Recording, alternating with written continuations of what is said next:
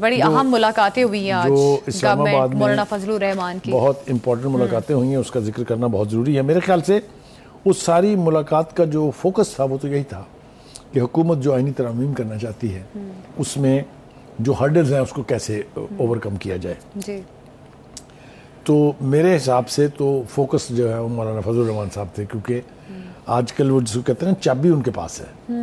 ٹھیک ہے جی. دیکھیے گزارش یہ ہے کہ مولانا فضل الرحمان صاحب جو ہیں وہ دو بنیادی چیزوں پر تو اتفاق رکھتے ہیں. اچھا. ایک تو کہ آئینی عدالت بننی چاہیے، یہ وہ پبلکلی اعلان کر چکے ہیں. ایک سے زیادہ میرے خیال ہے درجن بھر دفعہ کہہ چکے ہیں کہ ہم آئینی عدالت کے حق میں ہیں. دوسری جس بات پہ وہ راضی دکھائی دیتے ہیں وہ یہ ہے کہ وہ جو ایک پینل آیا کرے گا نا جی 5 ججز کا، جو امنڈمنٹ کے ذریعے نئی ترمیم ہو رہی ہے کہ 5 ججز کا سپریم کورٹ کے سینئر ججز کا پینل ایک بھیجا جائے گا، جس طرح آرمی چیف کا 3 کا پینل آتا ہے. اس میں سے پرائم منسٹر کی مرضی ہوگی وہ جس کو چاہے چیف جسٹس بنا دے. ٹھیک ہے جی. مولانا کا مطالبہ یہ رہا ہے کہ بھائی یہ 5 کا چکر چھوڑیں، بس 3 کافی ہوتے ہیں نا، 3 کی آپ لسٹ بھیجیں.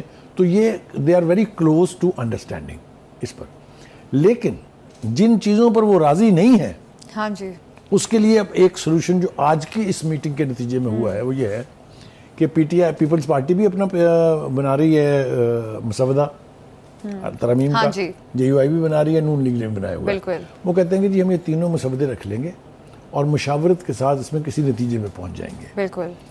یہ جو ڈیولپمنٹ ہے اس وقت کی، اس نے 2 چیزیں جو ہیں ان کے اوپر سے پردہ ہٹایا ہے.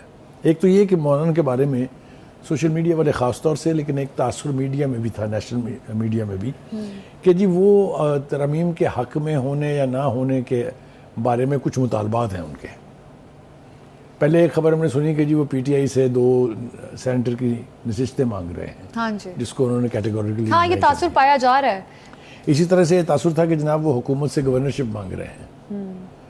وہ میں اگر رانا ثناء اللہ صاحب کی بات کو صحیح سمجھا ہوں تو وہ یہ کہہ رہے تھے کہ اس سٹیج پر اگر مولانا ان ترمیم کے حق میں ہونے کے لیے یا اس کے خلاف ہونے کے لیے کوئی بدلے میں چیز لے لیں گے، اگر یعنی سینٹ کی 2 سیٹیں لے لیں گے یا گورنرشپ لے لیں گے، تو یہ ان کے سیاسی کیریئر کے لیے اچھی بات نہیں ہے. میرے خیال سے that's a very sane thing to سے.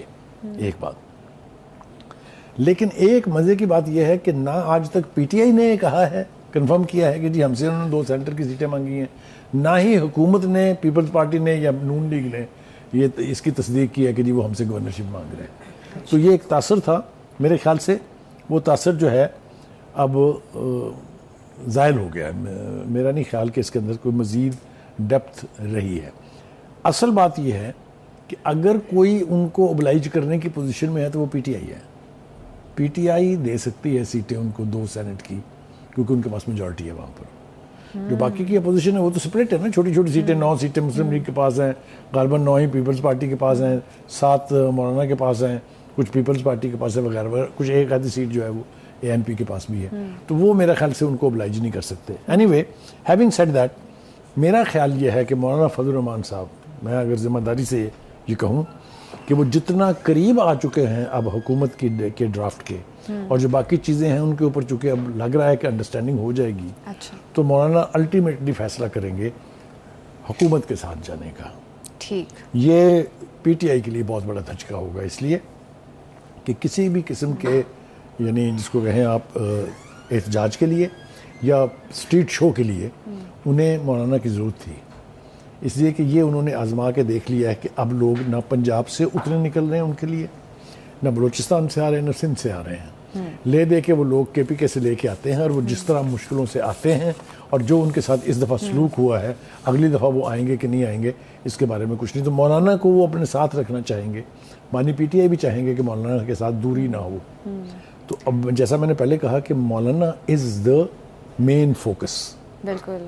اگر وہ حکومت کے ساتھ ایگری کر جاتے ہیں، ایک انڈرسٹینڈنگ آ جاتی ہے، تو یہ ترامیم ہو جائیں گی، پھر اس کو کوئی نہیں روک سکتا. بخاری صاحب، آپ کے نزدیک مشترکہ یہ جو مجوزہ ہے اس پر جو انہوں نے کہا ہے کہ ہم مشترکہ مجوزے کو پریورٹائز کریں گے، تو آپ کے خیال میں یہ صحیح گورنمنٹ نے آج کی ملاقات میں اسٹریٹجی بنائی ہے تاکہ سب اپنے اپنے مجوزے لے کر آئیں گے اور پھر ایک ہی پیج پر دیکھیں یہ مسودہ ہم آہنگی ہو جائے گی؟ یہ مسودہ ان باقی ترامیم پر ہے. 2 بنیادی پر تو میں نے کہا کہ اتفاق ہو گیا ہے. ہاں جی. باقی جو ہے جب مولانا فیصلہ کر لیں گے کہ انہوں نے حکومت کے ساتھ چلنا ہے تو پی ٹی آئی کیا کہہ رہی ہے ریلیونٹ ہو جائے گا ان کے لیے. ٹھیک ہے, ابھی تو بچہ دیا ہوا ہے نا دونوں طرف انہوں نے, ادھر بھی کہہ رہے, پی ٹی آئی بھی یہ توقع رکھ رہی ہے کہ مولانا جو ہے حکومت کے اوپر تبرہ کر کے ہمارے ساتھ ہاں ملیں گے اور پھر ہم مل کے ایک قوت بن جائیں گے. یہ ہونے جا رہا ہے کہ نہیں ہونے جا رہا ہے, یہ میرے خیال سے آنے والے وقت میں اس کا فیصلہ ہو جائے گا. دوسری ایک اور بڑی ڈیولپمنٹ جو ہوئی ہے وہ یہ ہے کہ اسپیکر صاحب نے ایک خط لکھا ہے چیف الیکشن کمیشن کو اور ان کو تنبیہ کی ہے کہ بھائی میں نے آپ کو ایک پہلے خط لکھا تھا, 2 ہفتے 3 ہفتے گزر گئے ہیں اس کو, آپ نے اس کے اوپر ایکٹ ہی نہیں کیا. بھائی الیکشن ایکٹ جو ہے وہ ترمیم ہو چکی ہے, اس کے اندر قانون بن چکا ہے وہ, تو مخصوص نشستوں کا فیصلہ کیوں نہیں کرتے آپ؟ ہاں ٹھیک. اور وہ دوسرے خط میں انہوں نے کہا ہے کہ اب جلد سے جلد ان مخصوص نشستوں کا فیصلہ کر کے اور آپ اس کے اوپر عمل درآمد کو یقینی بنائیں. اس کا مطلب یہ ہے کہ وہ جن سیٹوں کی توقع رکھ کے بیٹھی ہوئی تھی پی ٹی آئی, وہ تو اب پھر ان کو نہیں ملتی, اس لیے کہ عدالت میں اپیل موجود پڑی ہے. ٹھیک ہے, اور حکومت جو ہے اس کا سٹانس یہ ہے کہ ہم نے چونکہ قانون بنا دیا ہے, لہذا اس قانون کے تحت نہ یہ پی ٹی آئی کا حق بنتا تھا نہ یہ سیٹیں ان کو ملیں گی, اور الیکشن کمیشن کو وہ کہہ رہے ہیں کہ جلد سے جلد اس کو امپلیمنٹ کر کے اور صورتحال کو واضح کریں. یہ ہو گیا جناب.